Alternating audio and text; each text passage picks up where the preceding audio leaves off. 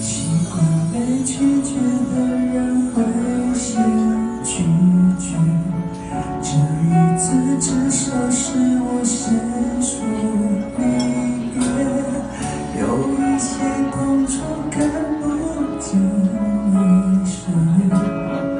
有一种防备叫做我无所谓，要让你快乐原是我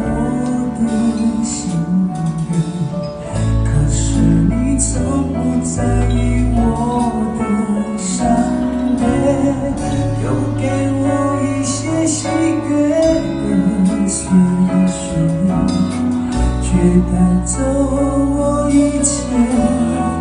你不爱我，是我舍不得，是我